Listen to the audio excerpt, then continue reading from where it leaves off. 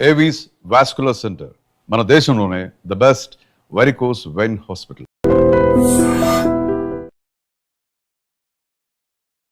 నమస్కారం, welcome to I dream. నేను మీ ఝాన్సీ. అయితే చాలా మందిలో లో బీపీ, హై బీపీ అని చెప్తూ ఉంటారు, వింటూ ఉంటాము. ఈ లో బీపీ ఉన్నప్పుడు అకస్మాత్తుగా కళ్ళు తిరిగి పడిపోవడం, చాలా హెల్త్ ఇష్యూస్ రావడం, ఇవన్నీ చూస్తూ ఉంటాము. మరి ఆయుర్వేదంలో లో బీపీ కానివ్వండి, హై బీపీ కానివ్వండి, ఎలాంటి వైద్యపరమైన సూచనలు మనం తెలుసుకోవచ్చు? ఆయుర్వేద వైద్యంలో 40 ఏళ్ల అనుభవంతో ఉన్న బాలకిషన్ గారి దగ్గర మనం ఉన్నాము. ఈరోజు బీపీ అసలు ఎందుకు వస్తుంది, వచ్చినప్పుడు మనం ఎలాంటి జాగ్రత్తలు తీసుకోవాలి, ఎలాంటి మందులు మనం యూజ్ చేస్తే దాన్ని కంట్రోల్ చేసుకోవచ్చు, ఈ విషయాలన్నీ తెలుసుకుందాం. నమస్కారం అండి. నమస్కారం. సార్, చాలా మందిలో పెద్దవాళ్ళలో జనరల్గా మనం చూసినట్లయితే ఎక్కువ ఆడవాళ్ళల్లో బీపీ పేషెంట్స్ ఎక్కువ మంది ఉంటూ ఉంటారు. అసలు బీపీ అనేది ఎందుకు వస్తుంది, వచ్చినప్పుడు మనం ఎలాంటి జాగ్రత్తలు తీసుకోవాలి? బీపీ బ్లడ్ ప్రెషర్, దాని రేట్ ఆఫ్ ప్రెషర్ అనమాట, flow of rate, blood flow rate, and as well as దాన్నే రక్తపోటు అని చెప్పేసి తెలుగులో చెప్తుంటాం వాడతారు. సరే, అది ఎందుకు వస్తుంది అంటే కొన్ని రకాల టెన్షన్స్, హైపర్ టెన్షన్స్, ఎక్కువగా ఆలోచించడం, యాంగ్జైటీకి లోను కావడం, సరైన నిద్ర లేకపోవడం, సరైన ఆహారం లేకపోవడం, విరుద్ధమైన ఆహారం తినడం, ఇలాంటివి చేయడం వల్ల అధిక రక్తపోటు వచ్చే అవకాశాలు ఉన్నాయి విరివిగా.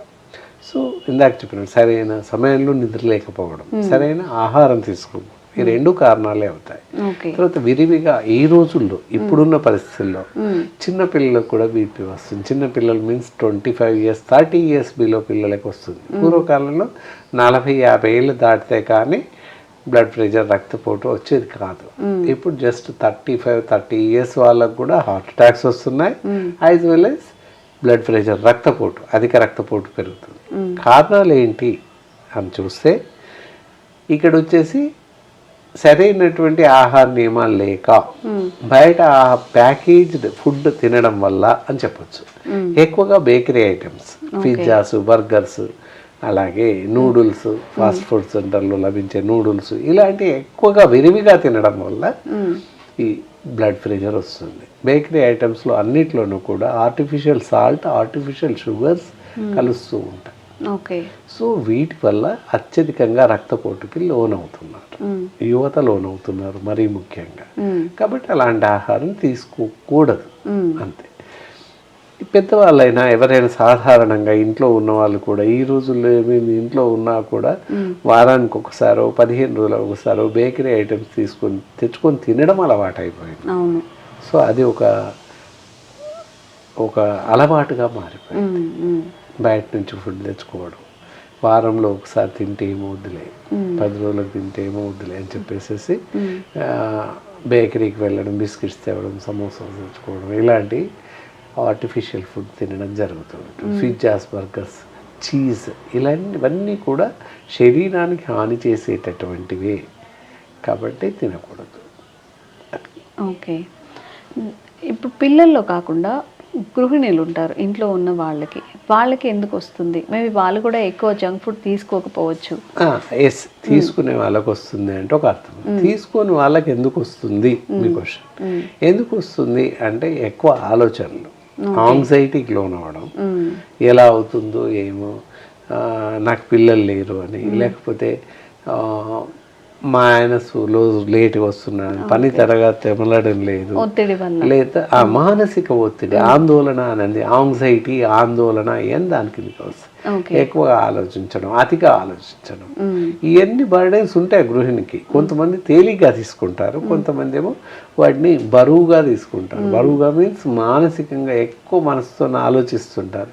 పిల్లలు చాలా అల్లరి చేస్తున్నారు, పిల్లలు మాట వినట్లేదు, ఇలాంటివన్నీ కూడా ఎక్కువగా ఆలోచిస్తారు. ప్రతి చిన్న విషయాన్ని కూడా ఎక్కువగా ఆలోచిస్తూ ఉంటారు కనుక ఆందోళనకు లోనవుతారు. ఆందోళనకు లోనవడం వల్ల హైపర్ టెన్షన్, హైపరైజియా, యాంగ్జైటీ ఇవన్నీ ఏర్పడి రక్తపోటుకు వెళ్ళే అవకాశం ఉంది.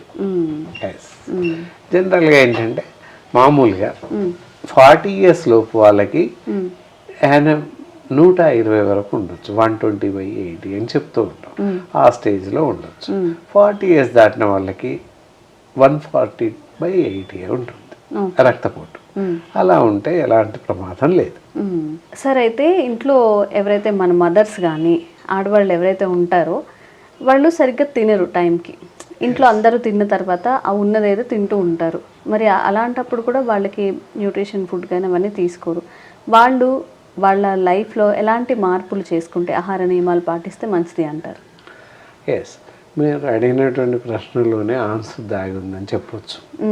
ఎలా అంటే గృహిణులు వాస్తవంగా సరే ఇప్పుడు పర్వాలేదు, ఇంతకు పూర్వకాలం అయితే అందరూ భోంచేశాక చివరిలో మిగిలితే తినేవాళ్ళు, లేదా అసలు తినకుండా ఉన్న సందర్భాలు ఉన్నాయి.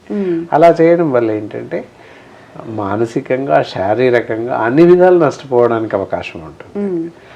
సో ఎనర్జెటిక్ ఫుడ్ అందే అవకాశం లేదు, పోషక విలువలు ఉన్నటువంటి ఆహారం అందడం లేదు అని చెప్పచ్చు అక్కడ.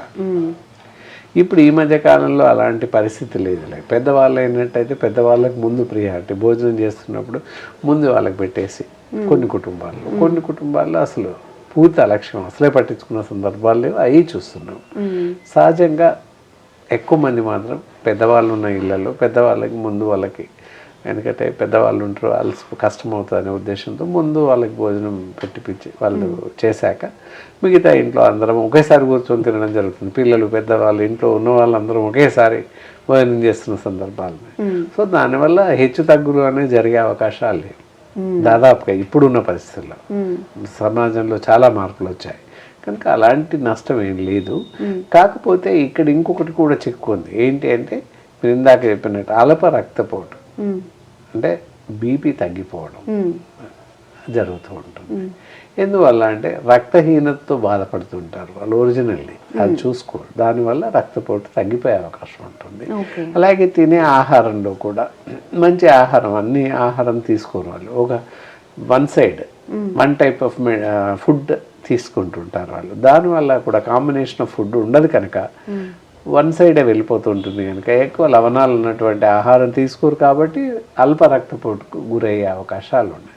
అల్ప రక్తపోటు వల్ల లక్షణాలు ఏంటి అంటే తూలి పడిపోవడం, సొమ్మసిల్లి పడిపోవడం, ఎక్కువగా శారీరక తిమ్ములు రావడం, కొంత పని చేయగానే అలసిపోవడం, ఇలాంటి లక్షణాలు ఎక్కువ విరివిగా కనబడతాయి అల్ప రక్తపోటు ఉన్న వాళ్ళకి. అందుకే వాళ్ళు పడిపోతున్నప్పుడు అలాంటి పరిస్థితి తిప్పినట్టు అవగానే కాస్త ఉప్పు నీరు తాగుతుంటారు. అలా కాక మంచి చిట్కాలు ఉన్నాయి. రోజు ఒక గుప్పెడు కిస్మిస్లు, ఎండు ద్రాక్ష తింటూ ఉన్నట్లయితే అల్ప రక్తపోటు నుంచి బయటపడవచ్చు. రోజు తింటూ ఉండాలి. అప్పుడు ఏంటంటే అల్ప రక్తపోటు నుంచి పూర్తిగా బయటపడవచ్చు, అలాంటి ప్రమాదం లేదు. ఆ విధంగా చేయొచ్చు. ఇక అధిక రక్తపోటు వాళ్ళు ఉప్పు తగ్గించి మజ్జిగ తీసుకోవడం, పెరుగు బదులుగా మజ్జిగ తీసుకోవడం, రాత్రిపూట పెరుగు తీసుకోకపోవడం మంచిది.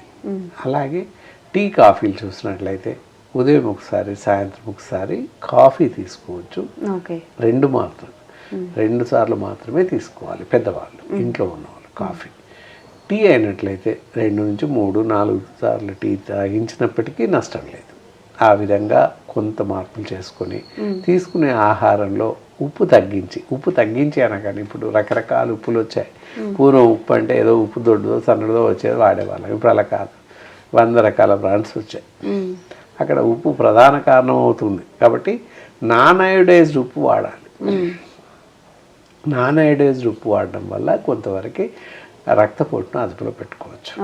ఎస్, రక్తపోటు ఎలా అంటే ఈ ఉప్పు వాడాలి అంటే సన్నటి ఉప్పు అయినా దొడ్డుప్పు అయినా నాన్ అయోడైజ్డ్ దొరుకుతుంది మార్కెట్లో, అలాంటివి తీసుకోవాలి. నాన్ అయోడైజ్డ్ అయోడైజ్డ్ వాడొద్దు అని చెప్పగానే చాలామంది సైంధవ లవణం రాతి ఉప్పు వాడుతున్నారు. రాతి ఉప్పు వాడకూడదు, ఏమాత్రం శ్రేయస్కరం కాదు. రాతి ఉప్పు ఏదైతే సైంధవ లవణం ఉందో అది ఓన్లీ మెడికేషన్స్, కొన్ని రకాల మందుల్లో మాత్రమే కలపడానికి పర్మిటెడ్, అంతేకాని అన్ని రకాల మందుల్లో కలపము. అది మన వంటలో వాడడానికి లేదు అసలే. మరి కర్రీస్లో యూజ్ చేసుకోవాలంటే ఎట్లా? మామూలు ఉప్పు, రాతుప్పు, దొడ్డుప్పు, కానీ ఆ దొడ్డుప్పు సన్నది కూడా దొరుకుతుంది, జస్ట్ క్రీమ్ కలర్ లాగా. కల్లుప్పు వేరే, సైంధవ లవణం వేరే?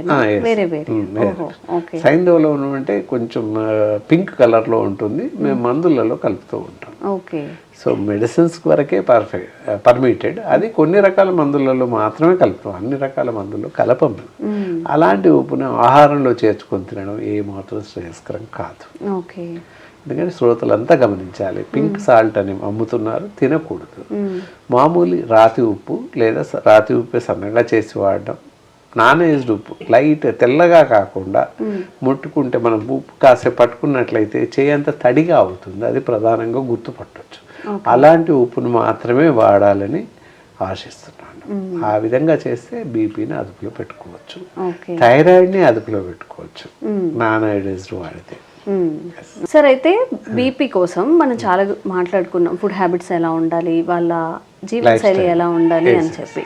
అయితే ఆయుర్వేదంలో లో బీపీకి కానివ్వండి, హై బీపీకి కానివ్వండి ఎలాంటి మెడిసిన్స్ ఉన్నాయి, ఎలాంటి మెడిసిన్ ఎంతవరకు యూజ్ చేయొచ్చు? ఇక్కడ ఆయుర్వేదంలో వచ్చేసి అద్భుతమైనటువంటి మెడిసిన్స్ ఉన్నాయి. ఇది బీపీకి కానీ లో బీపీకి కానీ మంచి మెడిసిన్స్ ఉన్నాయి. లో బీపీ వాళ్ళకైనట్లయితే ఒక 3-4 months మెడిసిన్స్ వాడినట్లయితే లో బీపీని అధిగమించవచ్చు. ఇందాక చెప్పినట్లు కిస్మిస్లు తింటూ మేము కొంత మెడికేషన్ కూడా ఇస్తాము. 3-4 monthsలో అల్ప రక్తపోటు లో బీపీ ఉన్న వాళ్ళు అధిగమించవచ్చు. హై బీపీ ఉన్న వాళ్ళు కొంతకాలం రెగ్యులర్గా వాడాల్సిన అవసరం ఉంటుంది. కనిపిస్తున్నాయి ఇక్కడ హైపర్టెక్స్ అని చెప్పేసి బీపీ మాత్రలు ఉంటాయి. అవి మామూలుగా అలాంటి క్యాప్సిల్స్ కానీ ట్యాబ్లెట్స్ కానీ ఉంటాయి. డాక్టర్ సంప్రదిస్తే ఎన్ని గోళీలు వాడాలి, ఎంత వాడాలి అనేది ఇస్తుంటాం. చాలా మట్టుకు ఇందులో కూడా లైఫ్ లాంగ్ వాడాల్సిన అవసరం ఉంటుంది. కొంతమందికి కొంతకాలం తర్వాత 6 నెలలు ఏడాది తర్వాత నార్మల్ ఉండి మందులు వాడాల్సిన పరిస్థితి లేకుండా పోతుంది కొంతమందికి. అది ఎంతమందికి ఎవరికి అని చెప్పడానికి లేదు. మా దగ్గర కూడా ఒక 3-4 మెడిసిన్స్ వాడట్లేదు, ఒక 6 నెలలు ఏడాది కూడా ఆపేశారు అంతే. ఇప్పుడు బీపీ వాళ్ళకు ఉండట్లేదు ఆ విధంగా. అట్లా అందరికీ ఉంటుందని కూడా చెప్పలేము. మెడిసిన్ మాత్రం ఎప్పుడు వాడాల్సిందే, డాక్టర్ అబ్జర్వేషన్లో వాడడం చాలా మంచిది. ఆయుర్వేదంలో మాత్రం అద్భుతమైనటువంటి బెస్ట్ మెడిసిన్స్ అల్ప రక్తపోటుకి ఉన్నాయి, అధిక రక్తపోటుకి ఉన్నాయి. ఈ విధంగా వాడితే మనల్ని మనం అదుపులో ఉంచుకోవచ్చు. Okay, thank you sir.